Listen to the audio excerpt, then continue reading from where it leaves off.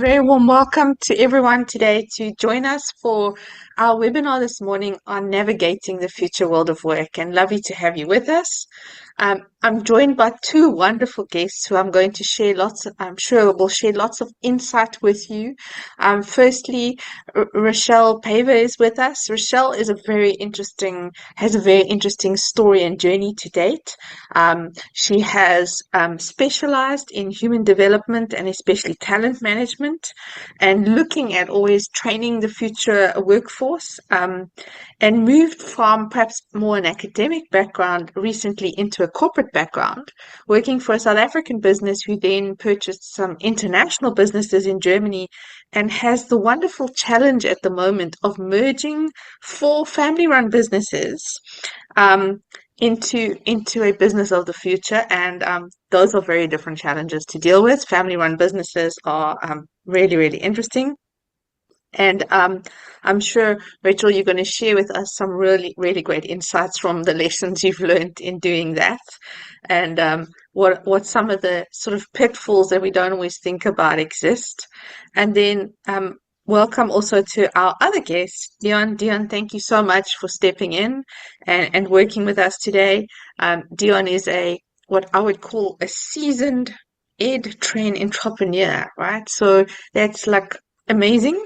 And love that you've been helping businesses and entrepreneurs think through what they need to understand and learn about. And Dion currently leads a company or two, so he's also, I guess, really in the thick of the future world of work as a business owner, and has worked with many different business institutions and training facilitators as a training facilitator over the years. So thank you so much for being our guests this morning, and we look forward to your insights and having you share. We will leave some time at the end for Q&A. We've got some questions to run through with Dion and Rachel as we get going this morning. And we're going to jump in with those questions and just see how we go. And then we'll leave some space for some questions. I'm sure everyone has some questions around these spaces. So um, this is our last webinar for the year, and we're really going to look about today, what is this future world of work and how do we navigate those areas, both for ourselves, but also how do we help leaders navigate those areas? So perhaps, Dion, if I could ask you to start and kick us off and say, from your perspective, both as a business owner and in the training and learning spaces you see, what are some of the key challenges in what business owners, what leaders, what us as individuals, what do we need to look at in the future world of work? Thank you, Kery, for the question. I think if I can maybe just kick off with, and I think maybe it's important just to set a context here for my answer. I've recently watched a couple of videos and read a report on from the McKinsey Global Institute of Research, and they indicated that 3 to 14% of the global workforce will actually have to switch occupational categories by 2030. And that statement for me, I can already see the trend emerging through our business. The other thing that is also very prominent for me in my personal space, and something that I really cherish, is the Peter Drucker thinking. And Peter Drucker, in his early days, he said that in a world that's rapidly changing, the companies that will maintain competitive will be the ones that change faster than their competitors. And that is very, very prevalent, again, in my work, in my environment currently. And I'll share a little bit about that. And the other thing that he said, that one of the biggest challenges is that our leaders and our managers, they don't change with the changing context. Now, that in itself poses a couple of challenges in the current environment. If you just look at those, that as a background, the continuous development and evolution of technology, you cannot not think about how you can apply technology in your business today. So they're a major challenge that is coming through. Our business, we now recently, the branding business, we had to convert drastically so that we can offer online solutions to our customers. Another challenge that I foresee that is really coming through is the diversity of thinking and the generational change. We find that more and more people Oh yeah. stays in the business for longer. You have this younger generation that is pushing through, and you find this potential conflict that's there. So those are the two things that I just wanted to quickly just put on or focus on. Recently, on a program, the one delegate asked me, "Now, how do you deal with this?" And we sitting with that challenge in our business, where the ladies that has been employed are all, from the younger generations. They're in their 20s and their 23s, and it is a fundamental problem. It's a big challenge, and we definitely need to think of strategies on how to address it. So that, for me, just to kick off the conversation, is maybe the two main things that I just wanted to share for now. Thanks, Dion, and that's fantastic. And Rachel, I'm sure you've got some stuff to add because you've seen a different set of challenges. I think moving from South Africa, South African business, going into an international sort of business with a very different, perhaps, culture. What have you observed about some of the challenges you've experienced in the transition and seeing where you're at and doing this integration that could be relevant for others to perhaps take a lesson from and see what's possible? Yes, thank you, Kery. And thank you also for, Kery, you and your team for arranging this opportunity. I think it is great. And thank you also for asking me to join the team. So, yes, I agree strongly with you. When Dion was speaking just now, I thought of several things too. For me personally, it is a big challenge to prioritize because never ever have we had so much information available immediately, and how to do something with this information. And I mean, every morning when I open my emails, I have a new service provider contacting me, asking they've got the best solutions. How can they help us? And that can be extremely overwhelming if you don't know where you are headed. So my first advice to managers who are overwhelmed with this is to find out, where are you headed? What are your goals and what do you want to achieve?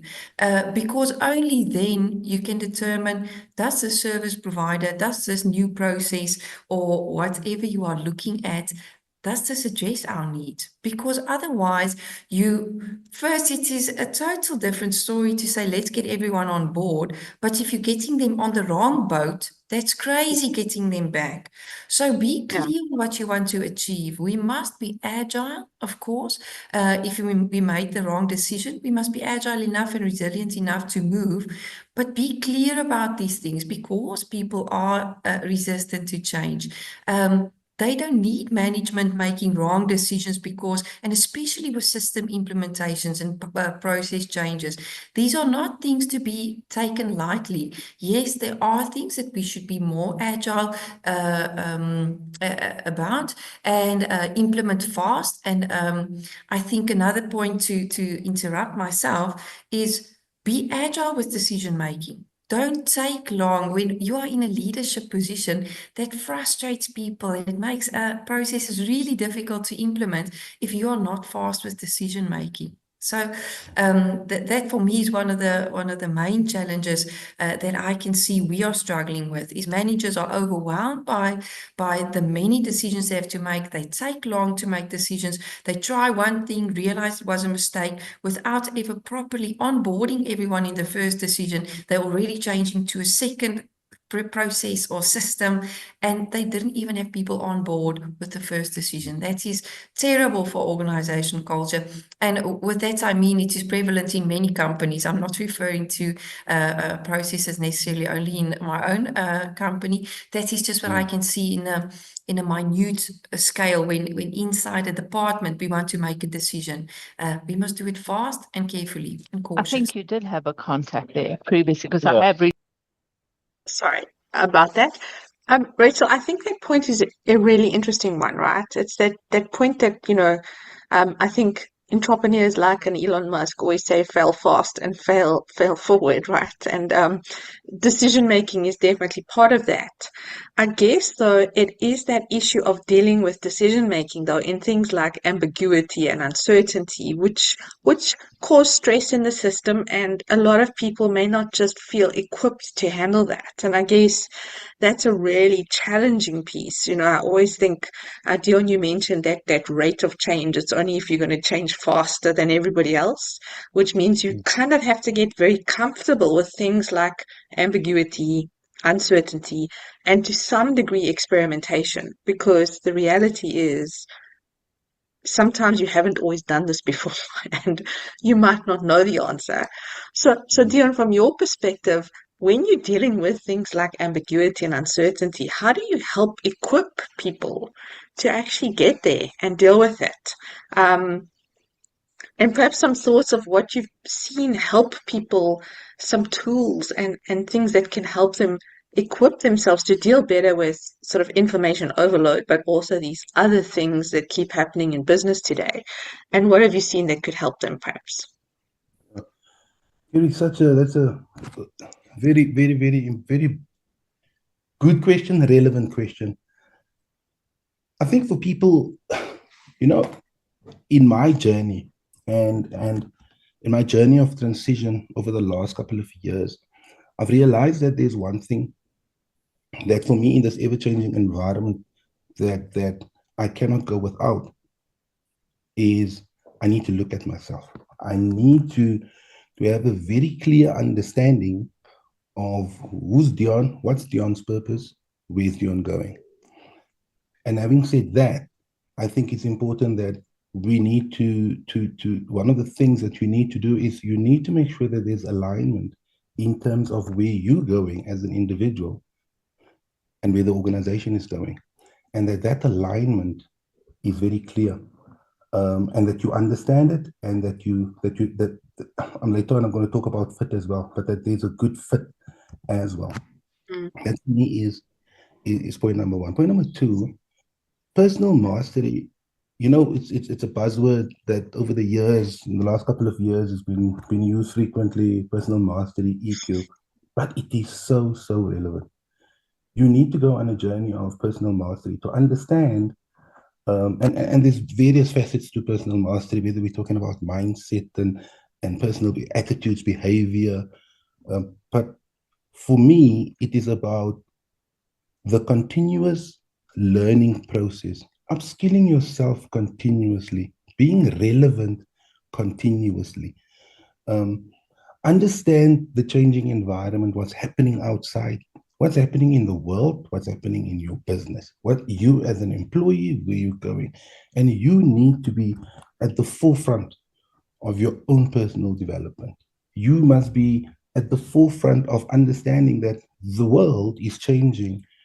More and more, there's a bigger focus. And remember, high performance teams, those buzzwords are buzzwords that's coming along since 2009, 2008, somewhere there. But you need to become a better team player. And for you to become a better team player, how do you manage relationships? Are you a relationship builder? Is it part of your competence?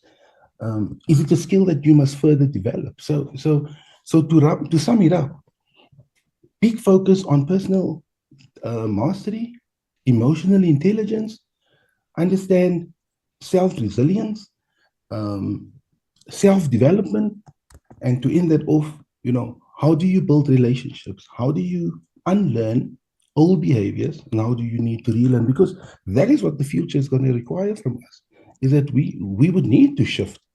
And if you're not in the right mindset, you're going to resist. And that's going to be futile to you. And Dion, just to pick up on that mindset issue, when Rachel and I were chatting to prepare for this, we were actually just speaking about how much that actually plays a role. And Rachel, perhaps to come to you then and say, like, we were speaking about the mindset of people, and sometimes I think we do think as South Africans, we live, in a country at the bottom of Africa, and how capable and good are we really? And then you move internationally, and you have some questions around resilience and mindset of others. And I think, Rachel, perhaps it would be lovely for you to share kind of that, what you've seen from a mindset point of view, and sort of, I guess it is that fixed versus growth mindset, but included in that is perhaps a recognition that the mindset and approach that you have really does have an impact on this future world of work. And perhaps, Rachel, you can share some of the lessons you've seen in perhaps the mindset you've brought along to the business, but also some of the barriers that you're seeing locally, because there are very different mindsets across different international boundaries that are really interesting. And we can learn from each other in what we're seeing. So just to set the context is I worked for St. Wes in South Africa, which is an agriculture firm that's mainly in the northern and northwest province, and St. Wes, Germany. So you can imagine the excitement when I got offered this position, and I mean all of the things that we would learn. This is an incredible opportunity, and when I got here, we are obviously also still in the agriculture sector, but what was I must also admit that this is for family businesses who have merged to one corporate business now. But the way we do things here is that we still have paper contracts. We don't work electronically. We don't have digital ways of doing things. When we want, I am not kidding, when we want to send a verification code, someone posts a verification code to the office. So in 2 days, you get the verification code. So it is the exact opposite of what I thought. And I mean, I cannot at all generalize and say this is what Germany looks like. That would be completely not the truth. But just from the perspective and my immediate experience, it is not as digitalized as you would have thought. And it is not that all employees are prone and would like to change. So for me, just to package it now, I thought, how can we then equip this, or how must we work with it? I thought of an iceberg, and at the top of the iceberg, what are these skills that you can teach to the team? I mean, simple things like using SharePoint or Teams. This is systems or ways of communication that we now often use, but some of our employees have never used it. So we cannot oversee the importance of simple training just to say this is how we are communicating, because we miss a lot of people with the small thing that we assume is obvious to people. Yes, we all maybe were onboarded on Zoom or Teams through COVID, but we cannot assume that people are there. All people know exactly. It is overwhelming when you are working with paper contracts now to have everything somewhere in a folder and you cannot even reach the folder, and then you miss your password or you cannot find your password again. It is overwhelming. And I think, well, for me then, the focus is just to make sure that everyone understands the systems that they are using on a day-to-day basis. And then at the bottom of the iceberg are the skills that include resilience and being adaptable and being open to change. And we cannot assume, yes, some people are more prone to change. Yes, they are more comfortable to change, but we cannot leave it to people whose attitude and mindset are already there. We must help them get there. We must get buy-in from them, explain why are we moving? Why don't we want to have paper-based verification codes anymore? How can we make this process faster? And that is our responsibility to determine what is above the iceberg, what is the immediate skills, that are technical skills that we can help the people develop, and also what are these things that sometimes come in a characteristic mindset, attitude type of form, that we cannot assume everyone must have. We must obtain buy-in from people and convince them of why they should change. You know, Rachel, there's such an important point, Dion. I'm going to ask you a very interesting question linked to that, but would you like to add something first? yeah, I just wanted to add to what Rachel just said there. And for me, sometimes it's about explaining the obvious. You know, it's as simple as explaining the obvious and communicate widely. You know, sometimes we think we're over communicating, but it's actually not that. We need to explain the obvious and communicate widely. I Yeah. love what you said there, Rachel. And I think the other thing for me, Rachel, that you mentioned there, which is really important and something we don't always think about, the buzzwords of AI, digitization that are thrown about in business today there's a lot of focus on those elements. And the challenge I think we do sometimes need to think about is the digital divide. Like, who are we leaving behind in going, well, let's just use AI. And there are some people terrified of using AI and what it means perhaps for their jobs. But I also think in a lot of countries, we haven't really thought about that digital divide. Dion, you mentioned a multi-generational workforce. We've got some perhaps people of certain ages in our companies who are not that comfortable with technology. And we've got young people who are comfortable with technology, but they need to learn so much about the world of business and how it works. And it's how to actually navigate that is also a challenge in business today. It's not just let's all jump on the AI bandwagon. Let's think about, and I think specifically also in South Africa, where we've got a younger generation, some of which have not necessarily had through the school they went to, the exposure to technology. How do we bring those people along and teach them that mindset of embracing the new? But how do you bring people along on that journey?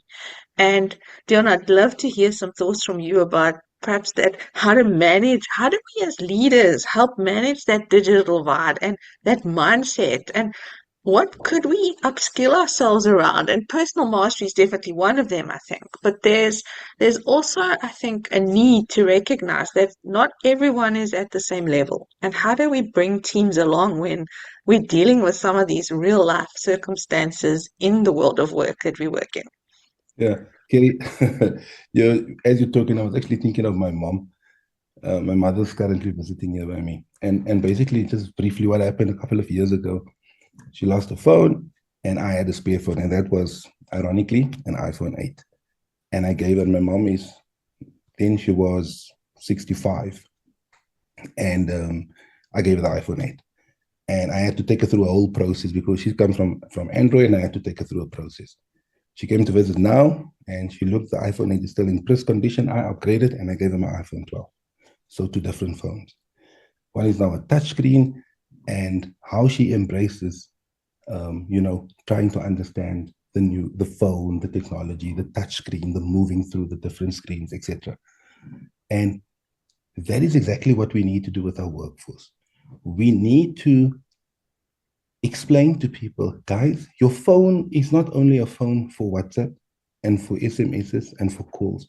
You can use your phone as part of the digital transformation. You can use your phone by setting up reminders, using your calendars on WhatsApp. Do you know that on WhatsApp, that Meta AI, what does it mean? Have you explored that? Have you asked it questions? Do you understand what it means? And it's those small things that we need to do to actually just get people on the bandwagon to say, but hang on, we're moving into this direction. Let's start with these small things. Your phone has got, if you have an Android phone, there's on Google, there's something called Google Keep. There you can make your notes, you can plan, you can You can do your own journal, etc., etc. On the iPhone, obviously, there's notes, and those are the tools that you at the phone level can use. And if we say, yeah, but I'm on too many groups, the groups are it's going off all the time, then take people, educate them. Did you know that you can actually mute some of these things? That if you mute them, then there will only be a pop-up on your screen. And it's small things like this, how you get the workforce to actually start moving into a digital direction on your laptop, on your desktop. And it's about explaining the obvious. People come into our workplace, they say they can use Excel, they can use Word, they can use PowerPoint. You ask them to just format the table for them, they don't know how to do it. So again, if we say to people, guys, we're moving digitally forward, let's start with the small things. We're using Facebook. Did we know that AI is part of that? We're using emails. Did you know that you can get Grammarly, you put it onto your phone, it can assist you with your languaging. It's part of AI. Did you know that when you use a calculator, it's part of AI? And that is how we shift the mindset to say, but hang on, I've actually been using artificial intelligence for as long as I'm working on a computer, I've been using artificial intelligence.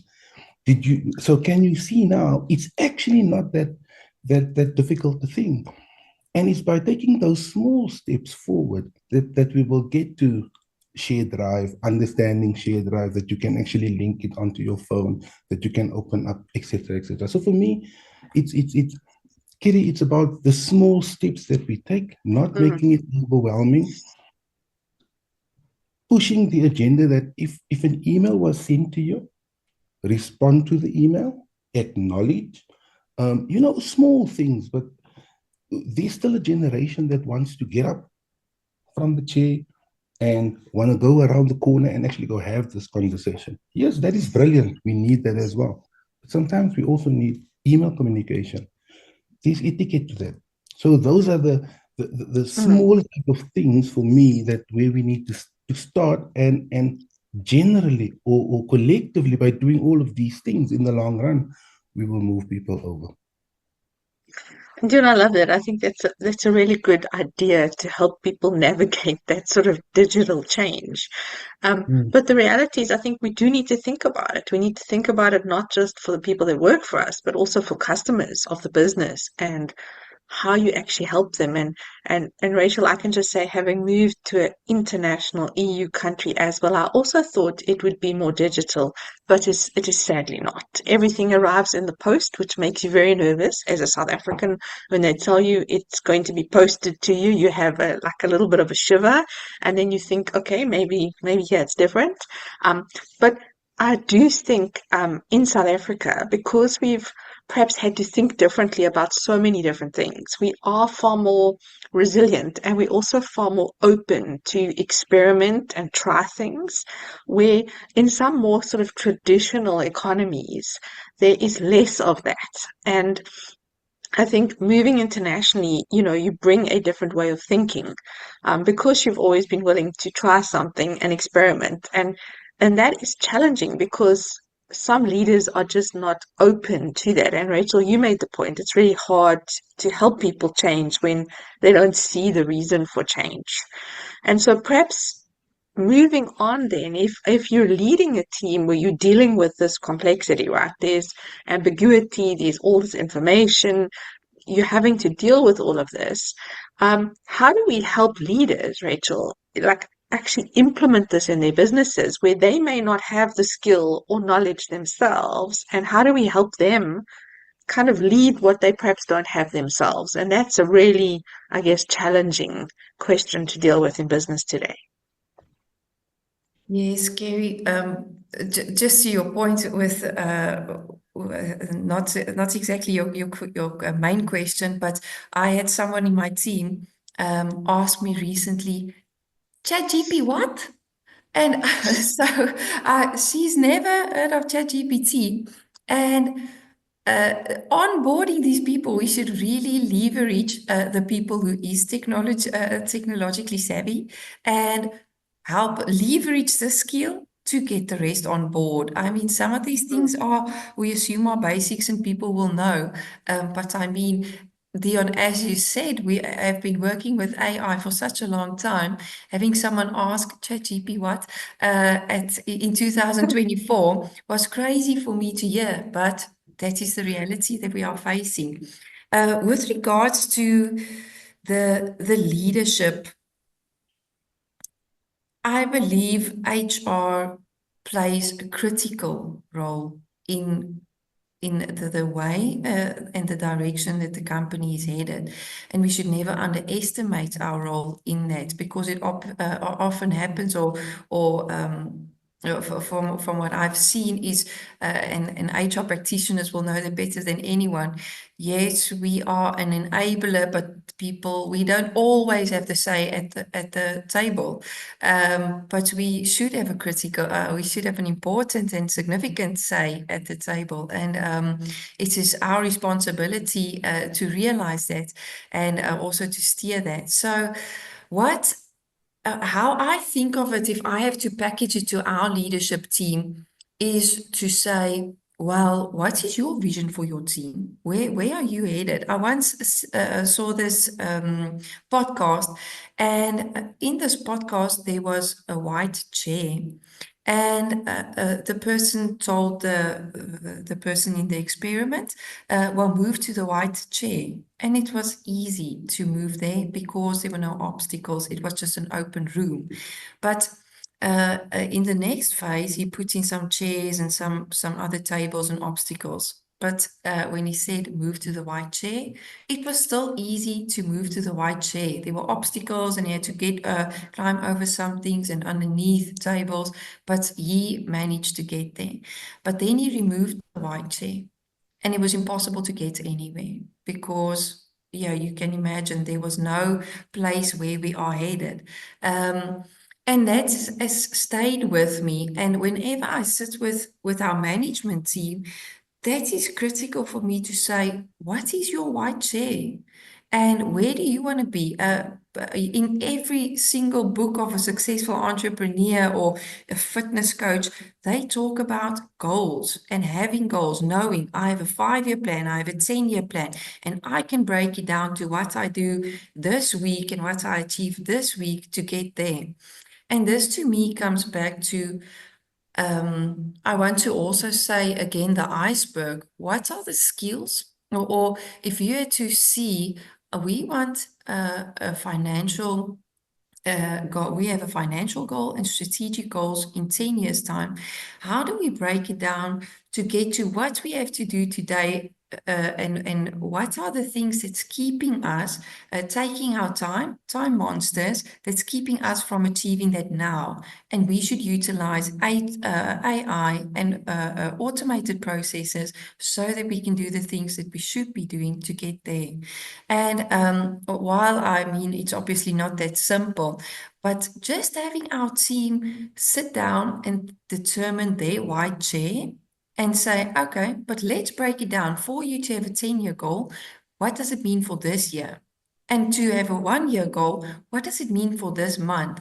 And then what should we say if at the end of the month you want to have certain outcomes? What do you have to do and what does your team have to do? And why, of course, can they not do that? What's keeping them? So this is obviously very simplified and it doesn't always, it's not that easy, but it has helped the team, that I worked with so much just to clarify their goals and understand what does this mean to day-to-day activities to get there. And yes, and how you can leverage AI and automated process to say, this is the things that's keeping us from getting where we want to be. What can we do with that? And as I said in the beginning, increase the ambiguous or the decision making, the wrong decision making. To limit that and make sure we make the right decisions. That is everything that is headed at the vision and where we want to be. If that, yeah.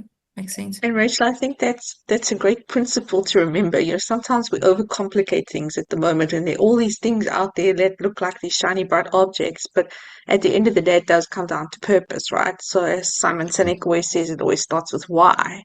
And having that purpose and objectivity of these are the goals we've set, and how can we accelerate towards them, or what do we need to do and leverage today to actually help us achieve those? But I guess it's also around communicating those goals and making sure people are clear and they understand what the purpose and objectives are. And you both made the point of kind of explaining the obvious today. Tell people why it's necessary to use these tools.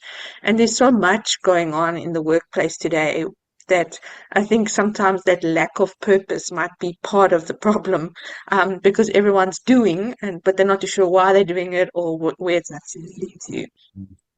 Dion, from your side, have you seen anything that can help equip leaders that have to manage this and lead teams when they perhaps don't know the answer themselves? Because that's not so easy to do.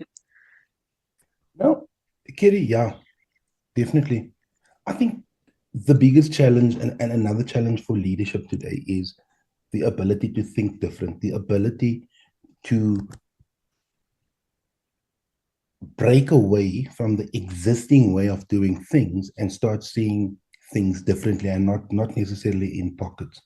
I think now is the time for us. We've always spoken about critical thinking. We always thought about or spoke about thinking differently, but now is really the time that we really need to say, but listen here, this is the environment. How am I going to do this? And I like what Rachel said, the role of HR. HR needs to support our leaders, because our leaders, there's one thing that we must never forget. A lot of our leaders, people that are in leadership positions, they are there because of their technical skills, their technical abilities. And we need to support them in terms of getting them to the right level. So we need to support them in terms of really pushing them into different ways of thinking. And this is where reflective thinking, reflective practices, journaling becomes so important, because it is through those processes that you will challenge yourself in terms of saying, okay, but I've done this, it always worked, now it didn't work, why didn't it work? Okay, and really go back into yourself and really start unpacking that. And as HR, as us in people development, we need to support our leaders in accomplishing, becoming competent in that type of behavior. We must embrace that the younger generation that are coming into the organization, they come with a different skill set. How can we learn from them? It is not necessarily us needing to teach them, but what can we learn from them so that we can become a better version of ourselves? I think that again, it's another way of thinking about it. I think we always want to say, okay, right, in this scenario, I'm going to do, our business is going down. What are we going to do? Let's do a Porter's 5 forces, right? Let's do a Porter's 5 forces. It will help us. No, the time is now. We're in an environment where we need to think agile. Porter said that, but hang on. Vusi Tembuquayo said that. Hang on. Simon Sinek said that. How can we combine? Peter Senge, in his learning organization, spoke about this. What can work for us in our environment? And that is the approach that we need to take. I think HR needs to be very brutal to tell leaders that, guys, the skill set required for the future is going to be different than the current skill set. And in our view, this is where we need to move. And that is, I love what Rachel said, because I read this document once, why HR needs a seat at the boardroom table. I read that article, and it was always the fight. HR doesn't have a seat at the boardroom table. And now is really the time where HR really need to get to that seat at the boardroom table, because we have such a pivotal role to play to change the thinking, to let leaders know that it's time to change. Your traditional way of doing things it might still work now, but if you're going to continue like this, you're going to replace yourself. That's basically what's going to happen, because you're gonna 3 years from now, you're not gonna be relevant anymore. So yeah, tough conversations, but I think it's time for us to, you know what they said, my one teacher at school said, you must pull up your pantyhose so that it can look like socks, long socks. So yeah, I that love is that, Dion. we need to And do I that. think you make some very valid points there, and one of them is around, I think, as leadership, not being afraid that young people are technology savvy, and bringing them to a seat at the table and not saying you don't know anything because you've never worked here. It's that thing of how do you harness the potential of every mind in the business? And um, for example, I've seen this in my current work environment where actually we allow young grads to challenge much more senior professionals because they bring a different set of thinking and they're going, but you've And missed that. Like, did you not get see? And the reason is because they're passionate about something and they've actually spent time reading up on it. And so it's about harnessing that. And I think that also brings a different level of leadership to the fore, where leaders need to recognize that they may not be the smartest person in the room and it's actually okay. And hiring a lot of smarter people, perhaps smarter than you, is actually the way to go. And I would absolutely agree with your philosophy of HR having a seat at the boardroom table, probably from a more strategic point of view, and to have those courageous conversations and really challenge leadership on what are they doing differently. yeah, So I'm very cognizant of time, and we've had this really rich discussion, but I would like to just pause for a second and just see if there are any questions from the floor. If you have a question, feel free to pop it in the chat, and we're a small enough group. You can also raise your hand and see if you'd like to pick the brains of Rachel and Dion while we have them.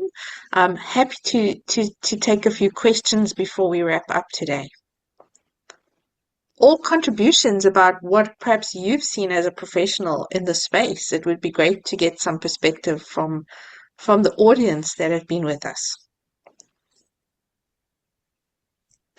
Questions, comments, anything that you'd like to share from your perspective.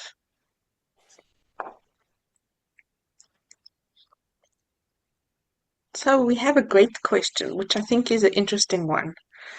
Belinda has mentioned one question: how to value what older people bring to the table. So we do see this. I actually saw a very interesting article, I think, on LinkedIn earlier this week around ageism, and that apparently someone had made the conclusion that a certain age was too old to hire people. Dion and Rachel, some thoughts on that? Because it is about, like, we've got obviously a workforce that can work much longer, and how do we put that value not just on youth and technology, but also on experience, perhaps, and different learnings? Rachel, you want to go? Oh, Dion, you can take the floor, of course. okay. Many years ago, I worked for a company called Albertini Cables, and we manufactured low and high voltage power cables. And I was looking after learning for the factory there. And we had this. So just a quick background. This organization, they used the BASIC standards. It's a British standard for the sheathing that goes over the copper cables that they subscribe to. And they had this gentleman who was the technical director. And at that stage, he was in his 80s already. And the big question was, how are we going to get the knowledge and that is where I first got introduced to knowledge management. How are we going to get the knowledge of what this guy is doing into processes, procedures for the organization? Because, I mean, he's already 80 and he was getting sick at that stage as well. And the CEO then, I can't recall his name now, was a much younger guy. And he said, you know what, Dion, work out a plan with the training department. We need to capture everything that is in this guy's head. And we need to put it down into SOPs, into whether it's recordings, but we need to know everything about all the type of cables from low to high, all the different sizes. And we started on a process where we didn't know, because it was the first time in my life that I encountered this. But we started with the process of capturing everything that he knows, trying to capture just on a daily basis, set up meetings with him, and we would have a recorder with us, and he would just come and explain certain things and how we do things and what to look out for and stuff that is not on the books. And everyday cables today is still very relevant in this country. If I go I travel into Africa quite frequently. You go into the DRC and you see years everyday cable rolls, and they're still relevant today. So the older, the more mature employees, there's definitely a space for them. And I think we need to have a strategy and a consciousness to capture continuously what they're knowing, because sometimes some of that knowledge is not always captured in SOPs. Most businesses started off as entrepreneurial businesses. And when they started off, they didn't have procedures, policies, etc. And now when they're big corporate businesses, they're now in a rut. Oh, how do we do this? We've always done it like this. I mean, Rachel probably would be the person to speak to that now, with the two family businesses merging into becoming a corporate. But we need to have strategies to capture the knowledge of our older generation, of our experienced staff members. It is through that process that we will keep them motivated. It is through that process that we can introduce digitization to them. It is through that process that they become a valuable resource, because they believe that they can still add value to the organization. I think that's my 5 cents there. And Dion, I'd also, I think, add to that, and like, I think it is about harnessing their knowledge and experience, because they have so much richness around relationships and how to build relationships. But it's also, I think, we need to recognize in our businesses, there may be different solutions for the future and how to keep those people working with us for longer. And it doesn't have to be sort of an 8 to 5 every day. It's maybe they can be the consultant and come in as a specialist on certain jobs in the future, or mentor young people, because they can transfer that knowledge. And I think we have to recognize that, especially, I think, and Rachel, probably you've seen this in Europe, you've got an aging population and not so much of a younger workforce. So many of these countries are starting to move their retirement ages higher and higher, which means you're going to have workers work with you well into their 60s. And how do you still help them realize their potential and goals? Because, I think if you're going to live to 90, you're not going to stop work at 55 or 60 anymore. And it's about how do we help people also navigate that? And it's how to mix that all up with the different generations and get the best out of everyone. Rachel, any insights on that that you'd like to share, perhaps? Yes, thanks, Kery. I think between you and Dion, you've touched on many of the points that I wanted to speak about. But what I also, in essence, want to contribute is to say much of this is also about the soft skills, which AI can never fulfill. We can see from the family businesses, yes, it is an older generation that started these businesses, but when we got involved, it was success. It is successful family businesses.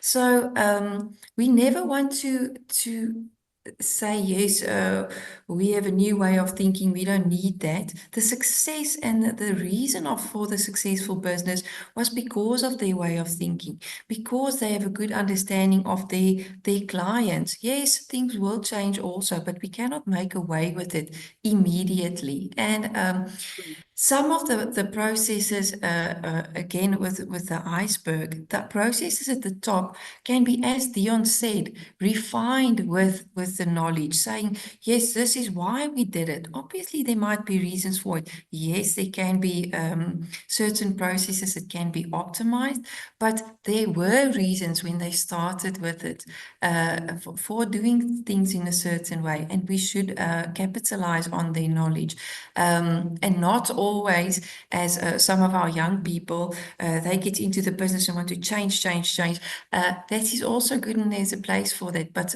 there's a perfect balance also, I believe. And then with the softer skills, especially the older leaders in our group, are perfect mentors, because it's not a instant gratification. We must chase everything, immediately change. We must be the best. They have a diligent approach, a long-term sustainability approach. knowledge, that we can leverage off them. Some of the younger people, and obviously I cannot generalize, but some of the younger people are faster. They want to achieve things now, immediately. Whereas some of the older people, I think, are more. They can see a project through longer. Their perseverance sometimes gives us something to inspire us to also look at that, which is an important characteristic to have, to see things through. I think sometimes when we chase instant gratification, we also give up fast. When we fail 2 times, we say, oh, this is useless, because that's what we know now. Everything is so fast at our fingertips. I think less and less people have the ability to see things through. Mm.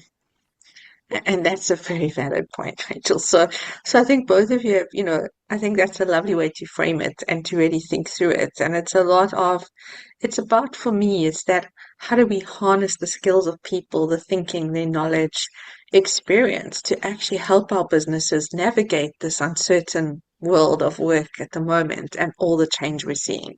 And it's only if we can get everyone to kind of fully participate and come to the table and be engaged and bring all these different skills and tools to the fore that we will have that and really build long-term sustainable businesses.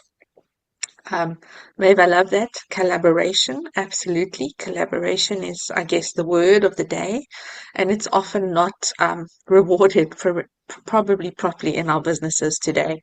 But please feel free, if you've got another question, please drop it in the chat. And obviously, we'd also love to engage with you around what would you like us as Learning Edge to sharpen your learning edge skills for the future. So if you have any topics that you'd feel would be of interest, or anything that you'd like to have us share in future, please feel free to engage with us both today and on social media, to reach out to us and see what's possible.